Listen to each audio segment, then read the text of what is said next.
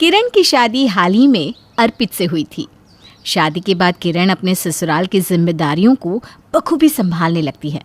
वो अपने ससुराल को इतने अच्छे से संभालती है कि पड़ोस के लोग भी किरण की सास चंदा से जलने लगते हैं। ऐसे ही एक दिन चंदा किचन में जाकर चाय बनाने की तैयारी कर रही थी। तभी किरण वहाँ आती है। माँ जी, ये क्या कर रही हैं आप भला किचन में क्यों आई? कोई काम था तो आप मुझे बता देती। क्या बहू, अब छोटी सी चीज़ के लिए भी मैं तुझे परेशान करूं? तू पहले से ही घर में पोछा मार रही थी, इसलिए मैंने तुझे परेशान करना ज़रूरी नहीं समझा। वैसे भी ना मेरे सर में दर्द हो रहा है, तो सोचा चाय बनाकर पी लूं। माँ जी, आप मेरी माँ समान है। भला कोई माँ अपने बच्चों को परेशान कर सकती है? नहीं ना। और क्या हो गया अगर मैं घर में काम कर रही थी तो? आपके सर में दर्द हो रहा है, उसके बाद भी आप किचन में काम करने आई हैं। हटिए, मैं आपके लिए चाय बना कर देती हूँ। किरण अपनी सास को चाय बनाने नहीं देती और उसको साइड करके खुद चाय बनाने लगती है। ये देखकर चंदा के चेहरे पर एक प्यारी सी मुस्कान आ जाती है। भगवान ऐसी बहू सबको दे। पता नहीं पिछले जन्म में मैंने ऐसे कौन से कर्म किए थे जो इस जन्म में मुझे इतनी प्यारी बहू मिली। अरे माँ जी, अब आप यहाँ क्या कर रही हैं? जाइए ना अपने कमरे में, मैं अभी आपकी चाय और तेल लेकर आती हूँ। अरे तेल क्यों लाना है बेटा? क्योंकि आपके सर में दर्द हो रहा है। अब जाइए ना आपके कमरे में।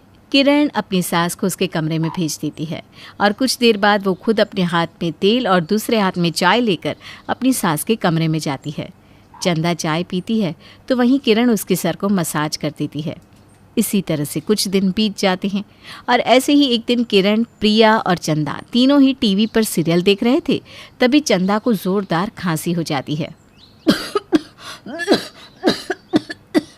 माँ जी, ठीक है ना आप यहीं रुकिए, मैं अभी आपके लिए पानी लेकर आती हूँ। बहू, मैं ठीक हूँ, मैं पानी ले लूँगी। पर किरण अपनी सास की एक नहीं सुनती और अपनी सास को पानी ला कर देती है। भाभी, सच में आप ना माँ का बहुत ख्याल रखती हो। आपके जैसी भाभी और बहू भगवान सबको दे। ये कैसी बात कर रही हो प्रिया? तुम तो जानती हो ना, माँ बाप की सेवा करना पुण्य का काम होता है और मेरी तो ज़िंदगी ही माँ की सेवा में गुजारना है। किरण की ऐसी बात सुनकर चंदा उसकी बलाई लेती है और अपने कमरे में चली जाती है। समय यूं ही गुजरता है और समय के साथ किरण अपनी सास को हिलने तक नहीं देती। सीधे शब्दों में कहे तो किरण अपनी सास को एक भी काम करने नहीं देती। ऐसे ही एक शाम चंदा अपने कमरे में लेटी आराम कर रही थी और उसी के बगल में प्रिया अपना फ़ोन चला रही थी। तभी चंदा अपनी बहू को आवाज़ लगाती है। किरण बहू, ओ किरण बहू, कहाँ है? ज़रा मेरे कमरे में तो आ। सास की आवाज़ सुनकर किरण तुरंत अपनी सास के कमरे में पहुंचती है। माँ जी, आपने मुझे बुलाया? कुछ काम था क्या? हाँ बहू, काम ही तो है, तभी तो बुलाया है। ज़रा लाइट बंद कर दे, बहुत थक गई हूँ तो उठा नहीं जा रहा। बस इतनी सी बात। अभी रुकिए, मैं लाइट बंद कर देती हूँ, फिर आप आराम से सो जाइए। किरण अपनी सास के कमरे की लाइट्स को ऑफ कर वहाँ से चली जाती है। समय का पहिया यूं ही चलता है। ऐसे ही एक दिन किरण किचन में काम कर रही थी, तभी उसके घर के फ़ोन पर किसी का कॉल आता है। तो वहीं हॉल में बैठी चंदा अपनी बहू को आवाज़ लगाती है। बहू, ये फ़ोन बज रहा है, उठा लेना, मैं टीवी देख रही हूँ। जी माँ जी, अभी आई। वो दौड़ती हुई हॉल में जाती है और फ़ोन उठाती है और बात करती है। हेलो हेलो, मैं नेहा। किरण, कैसी है तू? मैं ठीक हूँ, तू बता, तू कैसी है? और तुझे आज मेरी याद कैसे आ गई? मैं भी अच्छी हूँ। और पागल, याद तो मुझे हमेशा ही तेरी आती है, बस कभी समय नहीं मिल पाता था। वैसे मैं ना यहाँ तेरे ससुराल की तरफ आई हुई थी तो सोचा तुझसे मिलती चली जाऊँ। कहाँ है तू? अरे वाह, ये तो सच में बहुत अच्छी बात है। अगर तू यहाँ पर मुझसे मिलने आ रही है तो आ जाना। हाँ हाँ किरण, मैं तुझसे मिलने ज़रूर आऊँगी, पर आने के लिए तेरा एड्रेस भी तो होना चाहिए ना। तू मुझे अपना एड्रेस दे दे, कल ही तुझसे मिलने आती हूँ। नेहा की बात सुनकर किरण खुशी से उसे अपना एड्रेस देती है और फ़ोन काट देती है। किरण को इतना खुश देखकर उसकी सास कहती है। बहू, किसका फ़ोन है और इतनी खुश क्यों हो रही है? माँ जी, खुशी की बात है तो खुश तो होंगी ना।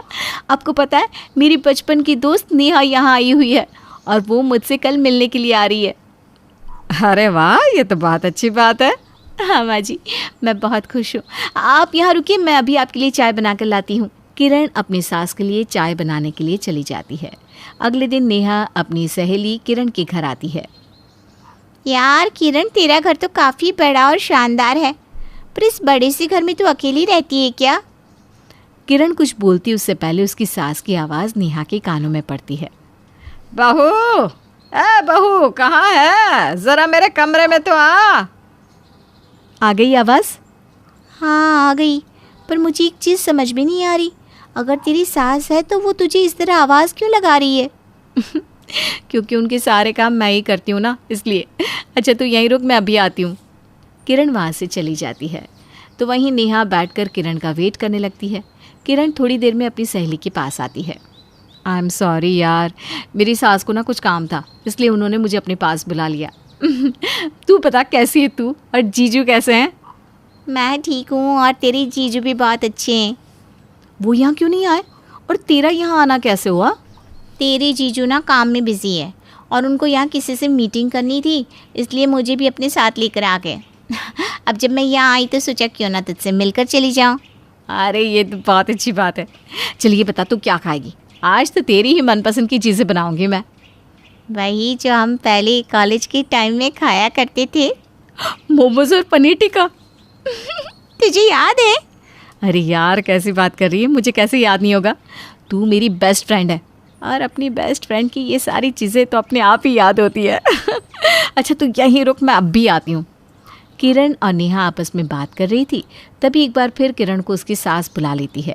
ये देखकर नेहा कुछ समझ नहीं पाती। इसकी सास इसको बार बार क्यों बुलाती है? मुझे तो यही समझ में नहीं आ रहा। कहीं इसकी सास अपाहिज तो नहीं? हाँ हो सकता है, तभी तो बार बार वो किरण को बुला रही है। खैर अब किरण आएगी तो मैं पूछ ही लूँगी कि इसकी सास अपाहिज है क्या, या फिर जानबूझकर इसको परेशान कर रही है। कुछ देर बाद जब किरण आती है तो नेहा इस बारे में किरण से अपने सवाल पूछ ही लेती है। किरण, मैं क्या कह रही थी कि मेरे मन में ना एक सवाल है, पूछूं? अरे हाँ पूछ ना। देख किरण, मेरी बातों को गलत मत समझना, पर जो सवाल आया ना वही पूछने जा रही हूँ। हो सकता है कि गलत भी हो। तेरी सास अपाहिज है क्या? हे भगवान, नेहा तू भी ना। भगवान अपाहिज तो मेरे दुश्मन को भी ना बनाए। मेरी सास अपाहिज नहीं है, बल्कि भली चंगी है। अरे इतनी भली चंगी है तो बार बार तुझे बुला क्यों रही है? मेरा मतलब हर छोटे काम के लिए तुझे बुलाना ये कहाँ तक सही है? तुझे नहीं लगता कि तेरी सास तुझसे कुछ ज़्यादा ही काम करवाती है और तू उनको कुछ नहीं कहती? नहीं नेहा, ऐसा कुछ नहीं है। वो मुझसे बहुत ज़्यादा काम नहीं करवाती, बल्कि मैं खुद ही उनको उठने नहीं देती। पर क्यों? मतलब किसी और के ऊपर डिपेंड होना ये सही नहीं है, और आप किसी और के गुलाम बनकर रहो ये भी तो गलत है। तेरी बातों से मुझे लग रहा है कि तू बहुत ज़्यादा ही सवालों से घिरी है। अगर तुझे इन सब का जवाब चाहिए ना तो जा मेरी सास के पास और उनसे एक बार मिल ले। तुझे वहाँ तेरे सारे सवालों के जवाब मिल जाएंगे। किरण की बात सुनकर नेहा उसकी सास के पास जाती है और उसके पास बैठकर उससे बातें करती है। कैसी है माँ जी आप? आपकी तबीयत तो ठीक है ना? हाँ हाँ, मैं तो पूरी तरह ठीक हूँ बेटा। तू बता, तू कैसी है? माँ जी आपसे एक बात पूछूं, अगर आप बुरा ना माने तो? अरे हाँ, क्यों नहीं, बोलो बेटा। माँ जी आप सारा काम अपनी बहू यानी कि मेरी सहेली से करवाती हैं, इसका क्या मतलब है? उसको आप इस घर की बहू बनाकर लाई हैं या नौकरानी? मतलब मुझे गलत मत समझिएगा माँ जी, पर मैंने जितना देखा है बेचारी लगी पड़ी है, पर आप है कि उसको आराम ही नहीं करने दे रही। ये कहाँ तक सही है? अब मैं भी तुझे एक बात बोल रही हूँ, उसका भी बुरा मत मानियो। जी बिल्कुल नहीं, कहिए ना। तू जिसे नौकरानी कह रही है ना, वो मेरी ना तो बहू है और ना ही नौकरानी, बल्कि वो इस घर की बेटी है। और अगर बेटी अपनी माँ की देखरेख कर रही है तो वो घर की नौकरानी तो नहीं कहलाती है। तू मेरी बहू की बहुत अच्छी दोस्त है, इसलिए तुझे ज़्यादा कुछ नहीं कहूँगी, लेकिन मैं तुझे इतना ज़रूर समझाऊंगी कि किसी के घर का कुछ जाने बिना उसके घर में नहीं बोलना चाहिए। और हाँ, अगर तू अपनी सास की सेवा कर रही होती तो आज तेरे मुंह से ये सवाल निकलता ही नहीं। एक बार फिर कहना चाहूँगी, वो मेरी बहू नहीं बल्कि बेटी है, बेटी। अब तू यहाँ से जा सकती है। चंदा की बात सुनकर नेहा का मुंह बंद हो जाता है और वो वहाँ से चुपचाप उठकर जाने लगती है। जैसे ही वो हॉल में पहुँचती है, किरण उससे कहती है, अरे नेहा कहाँ जा रही है? वैसे तुझे तेरा जवाब मिला क्या? हाँ, मुझे मेरा जवाब मिल चुका है। मैं चलती हूँ, मुझे देरी हो रही है। इतना बोलकर नेहा वहाँ से चली जाती है और वहीं किरण एक बार फिर से अपनी सास के पास जाकर बैठ जाती है। सास नहीं, माँ के पास। जैस्मिन अपने माता पिता के साथ सोनिया विहार में रहती है। देखने में वो किसी परी से कम नहीं है। जैस्मिन को देखते ही हर इंसान उस पर लट्टू हो जाता, लेकिन जब वो अपना मुंह खोलती तो हर कोई उसके टेढ़े मेढ़े दांतों के कारण उसका मजाक बनाने लगता। माँ, अब से मैं कॉलेज नहीं जाऊंगी, वहाँ सब मेरे दांतों का मजाक उड़ाते हैं। कॉलेज तो जाना ही पड़ेगा ना बेटा, अब अपने दांतों के कारण तू घर तो नहीं बैठ सकती। माँ, मेरे दांत आप लोगों की तरह क्यों नहीं है? बेटा तू ना अपने दांतों को लेकर इतना परेशान मत हो। जो तेरा मजाक उड़ाते हैं ना, तू बस उन्हें इग्नोर कर। कब तक इग्नोर करूँ माँ? अरे बेटा, ये सब बातें सोचकर अपना दिल छोटा मत कर। देख, आज ना लड़के वाले तुझे देखने आ रहे हैं। जा जल्दी से तैयार हो जा। नहीं करनी मुझे शादी। पिछली बार जब लड़की वाले आए थे तो आपने देखा था ना, उन्होंने मेरा कितना मजाक उड़ाया था। अरे बेटा, सब लोग एक जैसे नहीं होते। क्या पता आज जो लोग तुझे देखने आ रहे हैं उन्हें तू पसंद आ जाए। और अगर ऐसा नहीं हुआ तो? अरे ऐसा ही होगा, देखना तू। जैस्मिन उदास होकर अपने कमरे में चली जाती है और एक डायरी उठाकर लिखना शुरू कर देती है। वो जब भी उदास होती या कोई उसका मजाक उड़ाता तो वो ऐसे ही डायरी लिखकर अपना मन हल्का कर लेती। कुछ समय बाद सोनू नाम का एक लड़का अपने परिवार के साथ वहां पहुंचता है। बहन जी, हमसे अब और इंतजार नहीं हो रहा। प्लीज अब तो अपनी लड़की को बुला लीजिए। हाँ जी, अभी बुलाती हूँ। जैस्मिन, जैस्मिन बेटा, सबके लिए चाय लेकर आना तो। जैस्मिन सभी के लिए चाय लेकर बाहर आती है। पहली झलक में ही सभी उसे पसंद कर लेते हैं। हमने तो लड़की को देखते ही पसंद कर लिया है, आप हमारी तरफ से हाँ समझिए। हाँ बहन जी, आपकी लड़की तो बहुत सुंदर है। हमें अपने बेटे गौरव के लिए ऐसी ही लड़की चाहिए। हमारे तरफ से भी आप लोग हाँ ही समझ लीजिए। जैस्मिन बेटा, तुझे लड़का पसंद आया ना? जैस्मिन मुस्कुराने लगती है। उसके मुस्कुराने पर लड़के वालों को उसके टेढ़े मेढ़े दांत दिख जाते हैं, जिसे देखकर वो लोग गुस्से से आग बबूला हो जाते हैं। मम्मी, उसके दांत तो राक्षसों के जितने टेढ़े हैं। बहन जी, ये क्या भद्दा मजाक है? आप अपनी टेढ़े दांतों वाली लड़की को हमारे मत्थे पड़ना चाह रही थी क्या? अरे नहीं समधन जी, आप मुझे गलत समझ रही हैं। मैं आपकी कोई समधन वामधन नहीं हूँ। हम इस शादी से इनकार करते हैं जी। हाँ जी बिल्कुल। लेकिन अभी तो आपने मुझे अपनी बहू कहा था। सिर्फ दांतों के कारण आप मुझे अपनी बहू बनाने से इनकार क्यों कर रही हैं? अजीब जबरदस्ती है। जब हमें नहीं करनी शादी तो फिर क्यों पीछे पड़ी हो? और वैसे भी ना समाज में हमारी बहुत इज्जत है। तुम्हारे कारण हम अपनी नाक नहीं कटवा सकते। तुमसे मैं क्या, दुनिया का कोई भी लड़का शादी नहीं करेगा। अपनी शादी के सपने देखना छोड़ दो। बस फिर क्या था। इतना कहकर वो लोग वहां से चले जाते हैं, लेकिन इस बात का जैस्मिन पर बहुत गहरा असर होता है। वो रोते रोते अपने कमरे में चली जाती है और फिर से डायरी लिखने लगती है। अगले दिन। शीला, मुझे तो जैस्मिन की बहुत चिंता हो रही है। उसकी शादी होगी भी या नहीं? अरे थोड़ा शुभ शुभ बोलिए ना, आज नहीं तो कल जरूर होगी हमारी बेटी की शादी।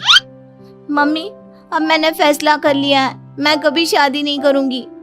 अरे ये तू क्या बोल रही है बेटा? मैं सही बोल रही हूँ माँ। अब मुझे समझ में आ चुका है, ये दुनिया सीरत पर नहीं सूरत पर मरती है, और मेरे ये दांत मुझे कुरूप बनाते हैं। इसलिए अब ना आप मेरे लिए लड़का देखना छोड़ दीजिए। अरे बेटा, ऐसे हार नहीं मानते, जरूर होगी तेरी शादी। जैस्मिन बिना कुछ कहे वहां से चल देती है, जिसके बाद शीला और परितोष भी गहन चिंतन में पड़ जाते हैं। अब जैस्मिन की शादी कराने का एक ही रास्ता है। कैसा रास्ता?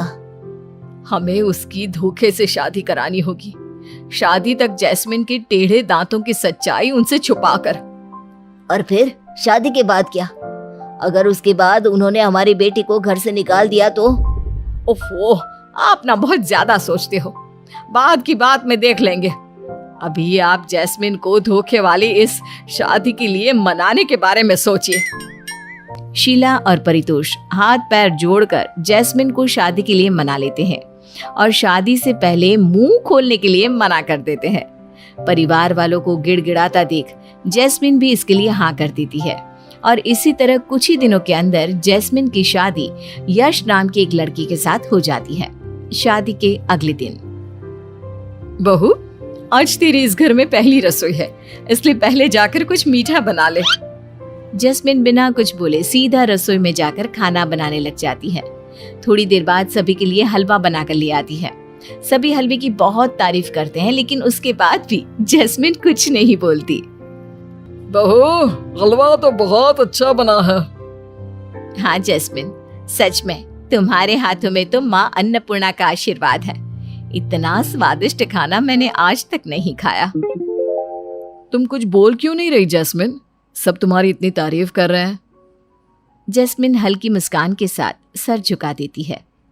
अच्छा बहू सुन, कल तेरी मुंह दिखाई की रस्म है, इसलिए जल्दी उठकर तैयार हो जाना। हाँ? जैस्मिन फिर से गर्दन हिलाकर जवाब देती है। बहू, ऐसे गूंगों की तरह सिर हिलाकर बात क्यों कर रही हो? मुंह में जुबान नहीं है क्या? लेकिन जैस्मिन कुछ नहीं कहती, जिससे निवेदिता के गुस्से का पारा हाई हो जाता है। देखो बहू, कल मेरे कुछ पड़ोस के लोग आकर तुम्हें देखेंगे। तुम उनके सामने मेरी नाक मत कटवा देना, और ये सर से नहीं जुबान से बात करना, समझ में आया? जैस्मिन फिर से सर हिलाकर जवाब देती है, जिससे नाराज होकर निवेदिता गुस्से में तिल मिलाती हुई वहां से चली जाती है। अगले दिन निवेदिता के कुछ पड़ोसी जैस्मिन की मुंह दिखाई के लिए आते हैं। निवेदिता, तेरी बहू तो चांद का टुकड़ा लग रही है। सच में निवेदिता, तो बहुत किस्मत वाली है जो तुझे इतनी सुंदर लड़की मिली है। वैसे नाम क्या है तुम्हारा बेटा? बहू, अपना नाम बताओ सबको। जी, जैस्मिन नाम है मेरा। इतना बोलते ही जैस्मिन के टेढ़े मेढ़े दांत सभी को दिखाई देने लगते हैं। निवेदिता और उसका पूरा परिवार जैस्मिन के दांतों को देखकर चौंक जाता है। ये क्या, इसके दांत तो टेढ़े हैं। निवेदिता, ये किसे बहू बनाकर लाई है तू? शादी करने से पहले एक बार इसके दांतों पर तो ध्यान दिया होता। जैस्मिन की मुंह दिखाई में पहुंचे सभी लोग उसका मजाक बनाने लगते हैं और हंसी ठिठोली करते हुए वहां से चले जाते हैं। मम्मी, इसके दांत तो टेढ़े हैं, इन लोगों ने हमें धोखा दिया है। शादी के नाम पर इतना बड़ा धोखा दिया तुमने और तुम्हारे परिवार ने हमें। हम लोगों ने आपको कोई धोखा नहीं दिया। ये धोखा नहीं तो और क्या है? शादी से पहले तुमने हमें अपने ये टेढ़े मेढ़े दांतों के बारे में क्यों नहीं बताया? शादी तो मुझसे करनी थी ना आपको, दांतों से थोड़ी ना। और माँ पापा ने मुझे कुछ भी बोलने से मना किया था। माँ, मैं इसके साथ अब एक कमरे में नहीं रह सकता, अब प्लीज कुछ कीजिए। चल, अभी के अभी अपना बैग उठा और निकल जा मेरे घर से। वैसे भी अब तेरी वजह से हम कहीं मुंह दिखाने के लायक नहीं रहे। ऐसा मत कहिए माँ जी, इस घर को छोड़कर मैं और कहाँ जाऊंगी? कहीं भी जा मेरी बला से। मैं अपने बेटे के लिए ऐसी बहू चाहती हूँ जो दिखने में देवी की तरह सुंदर हो, तेरी तरह चुड़ैल नहीं। चल निकल जा मेरे घर से। भगवान के लिए ऐसा मत कीजिए माँ जी, मैं इस घर की बहू हूँ, आपके बेटे की पत्नी हूँ। मैं तुम्हें एक पल के लिए भी बर्दाश्त नहीं कर सकता, निकल जाओ यहाँ से। जैस्मिन रोते हुए अपने कमरे में चली जाती है और अपनी माँ को सारी आप बीती बताती है, जिसके बाद समाज की बदनामी का डर बताकर वो भी उसे अपनाने से इनकार कर देती है। जैस्मिन फिर से डायरी लिखती और अपना दुख दर्द उस बेजान डायरी से साझा करती। अगले दिन, तू गई नहीं अभी तक अपने मायके? मम्मी जी, मेरे मायके वाले चाहते हैं कि मैं यहीं रहूं आप लोगों के साथ। देखो, मैं तुम्हें अब आगे बर्दाश्त नहीं कर सकता, भगवान के लिए यहाँ से चली जाओ। सभी की बातें सुनकर जैस्मिन वो घर छोड़कर चली जाती है और अपनी शादी के कुछ गहने बेचकर एक छोटी सी झोपड़पट्टी में अपना रैन बसेरा करने लगती है। 3 महीने बाद, इस बार अपने बेटे की शादी में हम कोई जल्दबाजी नहीं करेंगे। आपने बिल्कुल ठीक कहा। इस बार हम लड़की को 3 से 4 बार अच्छे से देखकर ही शादी की बात आगे बढ़ाएंगे। देखते ही देखते निवेदिता अपने बेटे यश की दूसरी शादी कोमल नाम की लड़की से करा देती है। शादी के कुछ दिनों बाद ही यश बीवी की उंगलियों पर नाचना शुरू कर देता है और अपने माता पिता को ओल्ड एज होम भेज देता है। हमारा दिमाग खराब हो गया था जो हमने यश की शादी उस लड़की से करा दी। अरे उससे लाख गुना अच्छी तो वो टेढ़े दांतों वाली लड़की थी। उस वक्त हमने ही समाज के झंडे लेकर उस लड़की को बेइज्जत करके घर से निकाल दिया था, और आज देखो जब हमारे बेटे ने हमें घर से बाहर निकाला तो समाज का कोई भी ठेकेदार आगे नहीं आया। सही कहते हैं लोग, कर्मों का फल एक ना एक दिन अवश्य मिलता है। हमने एक कोहिनूर को ठुकराकर चमकने वाले पत्थर को अपनाया, उसकी सजा तो हमें मिलनी ही थी। रामगढ़ नाम के एक गांव में एक छोटा सा परिवार रहता था, जिसमें सोनिया अपनी सास सुमति, पति रजत के साथ रहती थी। उसके ससुर का देहांत हो गया था। कहने को वो बहुत ही खुशहाल परिवार था, लेकिन कौन जानता था कि उनके परिवार की खुशियों को बहुत जल्द किसी की नजर लगने वाली है। और अब ऐसे ही कुछ हफ्ते गुजर जाते हैं। एक दिन सोनिया का पति अपनी बीवी और अपनी माँ सुमति को छोड़कर चला जाता है। अब उनकी हालत बद से बदतर होती जा रही थी। वहीं सोनिया बीमार रहने लग जाती है और एक दिन सोनिया अपनी सास से कहती है, माँ, अब हमारा क्या होगा? अब तो रजत भी हम लोगों को छोड़कर न जाने कहाँ चले गए हैं।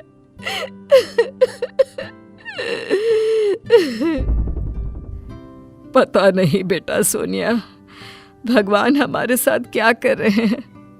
पता नहीं क्या चाहते हैं भगवान हमसे। कुछ दिन गुजरते हैं। एक दिन एक सेठ सुमति के घर आता है और कहता है, सुमति बहन, आपके बेटे ने ये घर हमें बेच दिया है और अब आपको ये घर खाली करना होगा। क्या? मेरे बेटे ने ये घर भी बेच दिया और उसने अपने ऐश पूरे करने के लिए हमें रोड पर ला दिया? पर उसने ऐसा क्यों किया? पहले ही हमने सारे गहने बेच दिए हैं उसके लिए, और अब हमें ऐसी हालत में छोड़कर भाग गया, और अब ये घर भी बेच दिया। अरे पर क्यों किया रजत ने ऐसा? देखिए बहन, वो तो आप अपने बेटे से ही पूछ लें, मैं कुछ नहीं बता सकता। बस इतना बोलूंगा कि ये घर अब मेरा है, तो इसे खाली कर देना शाम तक। इतना कहकर सेठ चला जाता है और सुमति अपनी बहू से कहती है, बहू, जब तक तेरे बाबूजी जिंदा थे तब तक रजत ने भी कोई उल्टे काम नहीं किए, पर आज तो उसने घर तक बेच दिया। ये नहीं सोचा कि मेरी बीवी और माँ भी रहते हैं उस घर में, कहाँ जाएंगे? तेरी भी तबीयत आजकल ठीक नहीं रहती, पता नहीं क्या हो गया है तुझे। मेरे पास तो इतने पैसे भी नहीं कि तेरा इलाज करवा सकूं। माँ बस करो, चुप हो जाओ। जो होना था सो हो गया, अब होने को कौन टाल सकता है। आप मेरी चिंता ना करें, मैं ठीक हो जाऊंगी, बस थोड़ी सी कमजोरी है। सास बहू दोनों शाम तक घर खाली कर देते हैं। सावन का महीना चल रहा था और बारिश भी काफ़ी तेज़ थी। उनको अपना सिर छुपाने के लिए बस एक छत की ज़रूरत थी, लेकिन उनको कोई भी रहने के लिए जगह नहीं मिल रही थी। और इसी तरह दोनों सास बहू दर दर की ठोकरें खाते हुए गांव के बाहर पहुंच जाती हैं, जहां उन्हें पास में एक छोटी सी झोपड़ी मिलती है, जो कि बहुत छोटी होती है। उसमें काफ़ी गंदगी भी होती है। ऊपर से उस झोपड़ी की छत भी टपक रही होती है। उस झोपड़ी को देखकर सोनिया के अंदर एक आस जग जाती है और वो अपनी सास से कहती है, माँ, वो देखो छोटी सी झोपड़ी। इस झोपड़ी में हम दोनों सास बहू अपना सर छुपा सकते हैं। ये बोलकर सोनिया अपनी सास के साथ उस झोपड़ी के अंदर जाती है। उसके अंदर गंदगी, मिट्टी और घास के सिवाय कुछ नहीं होता। ये देखकर सुमति सोनिया से कहती है, अरे बहू, यहाँ कितनी गंदगी है और ये झोपड़ी कितनी छोटी है। इसमें हम खाना कहाँ बनाएंगे, सोएंगे कहाँ? ऊपर से तेरी तबीयत भी इतनी ज्यादा खराब। अरे इसमें हम दोनों का गुजारा कैसे होगा बेटा? कोई बात नहीं माँ, जब तक हमें कोई दूसरा रहने का ठिकाना नहीं मिल जाता तब तक हम यहीं अपना गुजारा कर लेते हैं। सही कह रही है बहू, बारिश में बाहर भटकने से तो अच्छा यहीं रह लेते हैं। अब वो दोनों उस झोपड़ी में रहने लगती हैं। सोनिया अपनी सास के साथ मिलकर झोपड़ी की सफाई करती है, लेकिन ठीक जगह पर न रहने और ठीक तरह से खाना नहीं मिलने की वजह से अब उसकी सास की तबीयत भी खराब रहने लगती है। मम्मी जी की तबीयत काफी खराब हो गई है, पर उनके लिए दवाइयों का इंतजाम कहाँ से करूं? मैं तो खाना भी मंदिर से लेकर आती हूँ। आखिर कब तक ऐसे चलेगा? अब मुझे कुछ करना ही होगा। कमजोरी होने के बावजूद भी सोनिया काम की तलाश में अपने पास के गांव में जाती है और उसे वहां एक घर मिलता है, जहां उस घर की साफ सफाई करने का काम उसे मिल जाता है। अब वो वहां काम करने लगती है। ऐसे ही कुछ दिन बीत जाते हैं और एक दिन सोनिया अपनी मालकिन निधि से कहती है, मालकिन मुझे थोड़े पैसे चाहिए। लेकिन सोनिया, तुझे तो अभी ज्यादा टाइम नहीं हुआ है और तू अभी से मुझसे पैसे मांग रही है। ऐसी भी क्या जरूरत पड़ गई कि महीना पूरा होने से पहले ही पैसे मांग रही है? मालकिन, मेरी सास बहुत ही ज्यादा बीमार है और उनकी दवाई काफी महंगी है। मेरे पास इतने पैसे नहीं है कि मैं उनका इलाज करवा सकूं, इसलिए मुझे पैसे चाहिए ताकि मैं उन पैसों से अपनी सास के लिए दवाई ला सकूं। अच्छा, तुम रहती कहाँ हो? गांव के बाहर एक टूटी हुई छोटी झोपड़ी है, वहीं पर हम अपना गुजारा कर लेते हैं। क्या? टूटी हुई छोटी सी झोपड़ी? अब सोनिया निधि को सारी बात बताती है। उसकी बात सुनकर निधि की आंखों में आंसू आ जाते हैं और वो सोनिया से कहती है, सोनिया, क्या तुम पढ़ना जानती हो? जी मालकिन, थोड़ा बहुत आता है। क्या तुम मेरे साथ काम करोगी? पर मैंने आज तक कभी ऐसे काम नहीं किए। मुझे रजत ने कभी भी कोई काम नहीं करने दिया। तभी तुम्हारी ये हालत है। खुद इंडिपेंडेंट बनो सोनिया। देखो तो खुद को, कितनी कमजोर हो। तुम्हें देखकर ही पता चलता है कि तुम्हारे अंदर खून की कमी है। ऊपर से गंदगी में एक टूटी फूटी झोपड़ी में रह रही हो। क्या तुम अपनी सास के साथ अपनी पूरी जिंदगी उस छोटी सी झोपड़ी में ही रहना चाहती हो? क्या तुम ऐसे ही गरीबी लाचारी का सामना करते हुए मरना चाहती हो, या अपनी सास को ऐसे ही बेबस, बीमार, लाचार देखना चाहती हो? नहीं नहीं मैम साहब, मैं चाहती हूँ कि जो खुशियाँ मेरी सास को उनके बेटे से ना मिली, जो सुख रजत जी उन्हें ना दे सके, वो सब मैं अपनी सास को दूं। मैं चाहती हूँ कि मेरी सास एक बार फिर से खुश रहे। निधि की बातें सुनकर सोनिया को एहसास होता है, जिसके बाद वो अपने आने वाले कल के बारे में सोचती है और काम करने के लिए मान जाती है। सोनिया अपनी मालकिन से कहती है, वैसे क्या काम करना होगा मुझे?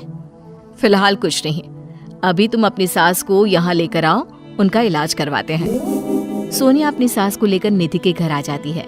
अब निधि सुमति का इलाज करवाने लगती है और एक दिन निधि से सुमति कहती है, निधि, तुम हम लोगों की इतनी मदद क्यों करती हो? माँ जी, मेरा इस दुनिया में कोई नहीं है और जब मुझे सोनिया मिली तो मुझे इसके अंदर एक अपनापन सा लगा। आज के समय में कोई किसी के लिए इतना नहीं करता, लेकिन तुमने हमारे लिए बहुत किया बेटा। माँ जी, मैंने आपको अभी बताया ना, मेरा कोई भी नहीं है। खुश रहो बेटी, भगवान तुम्हें सारी खुशियां दे मेरी बच्ची। सुमति के मुंह से बेटी शब्द सुनकर निधि की आंखों में आंसू आ जाते हैं और वो सुमति को गले लगा लेती है। रोते हुए कहती है, क्या मैं आपको माँ बुला सकती हूँ? अरे बेटी, तुम भी तो मेरी बेटी ही हो। और अब निधि सोनिया को अपनी बहन की तरह रखती है और सुमति को अपनी माँ की तरह। सोनिया और सुमति का साथ पाकर निधि को ऐसा लगता है मानो उसे पूरी दुनिया मिल गई हो। अब निधि सोनिया को अपने साथ अपने काम पर लगवा लेती है, जिसके बाद तीनों एक साथ एक घर में एक छोटी सी फैमिली की तरह हंसी खुशी रहने लगते हैं।